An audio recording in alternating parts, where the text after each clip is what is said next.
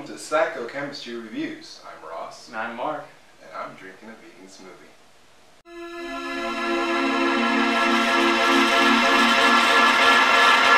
Today we're going to be talking about the new Tame Impala single that came out last week. Let It Happen. This is coming on their forthcoming album. Still no release date, still no title, but it's definitely going to be released later this year. This song came out about a week ago, so we didn't do a review with that, you know, right when it came out, because we thought we didn't develop an opinion yet. Yep. It took us a while to re-listen to it. Yeah. And so why don't we talk about our first thoughts about it? For me, okay. I expected more the first time I listened to it. Right. Definitely,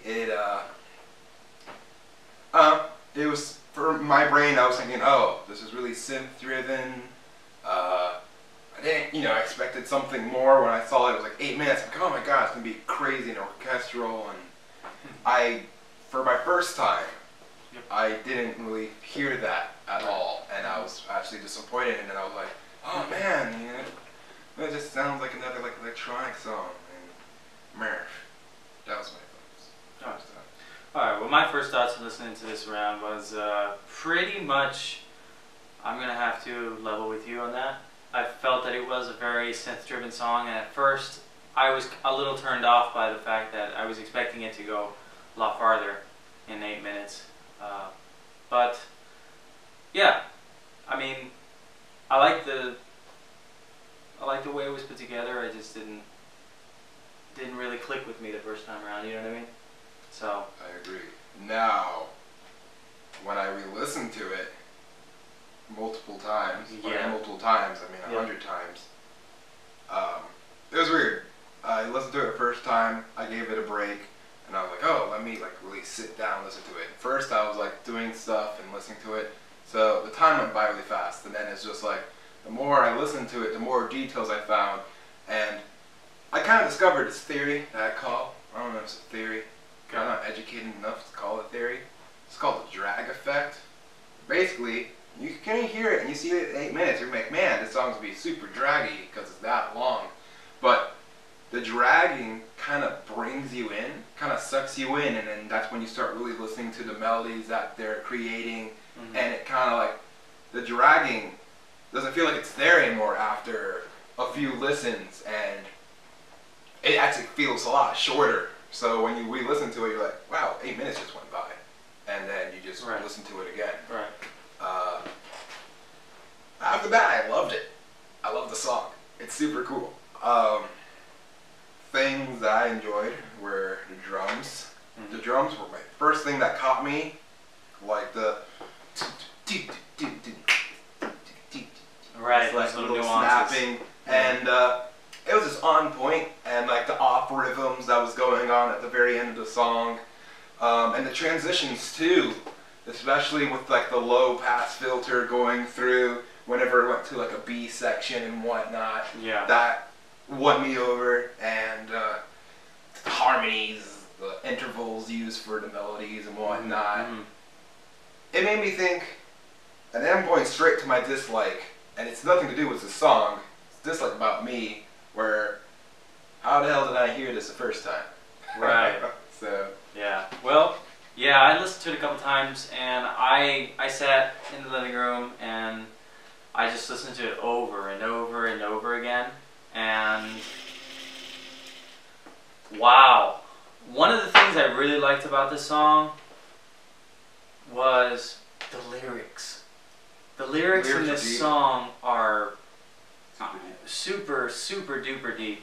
I mean, you know what, and this comes down to the fact that I started researching a little bit of this, and I wanted to make a point about something. Psychedelia, in its sense, is not just music. It's not just art. It's what goes way deeper than that. Psychedelia does not just encompass what comes out of an instrument or out of someone's voice when they're singing or writing music.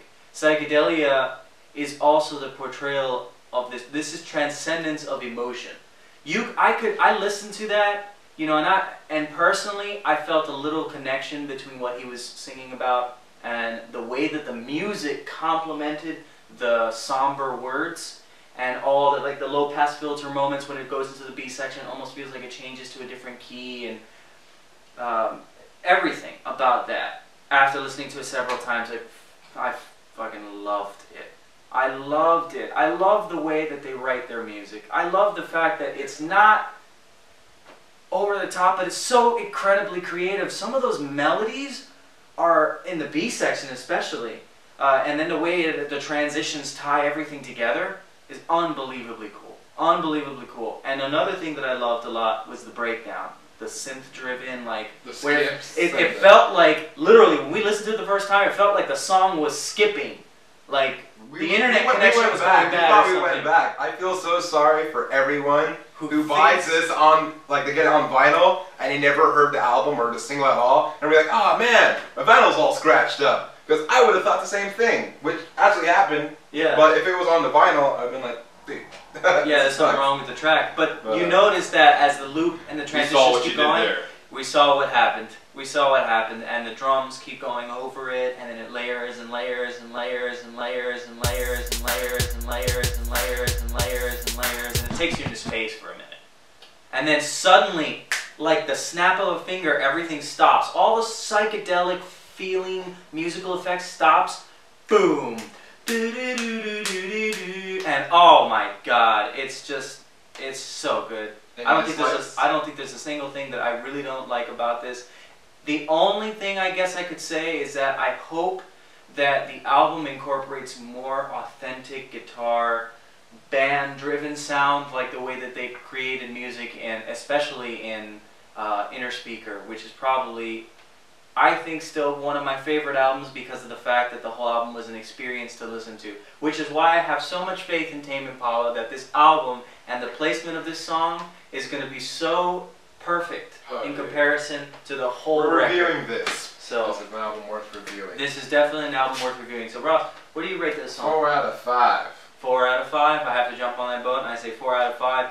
Great freaking track from Tame Impala. Very, very clever work done on this particular song. Definitely takes several listens to really, really appreciate it. Get some nice headphones for yes, this song. Yes. What are your thoughts? Write them down. Let's debate about it. Let's talk. I am Ross. And I'm Mark. This is Psychochemistry, and I'm late for work. Peace.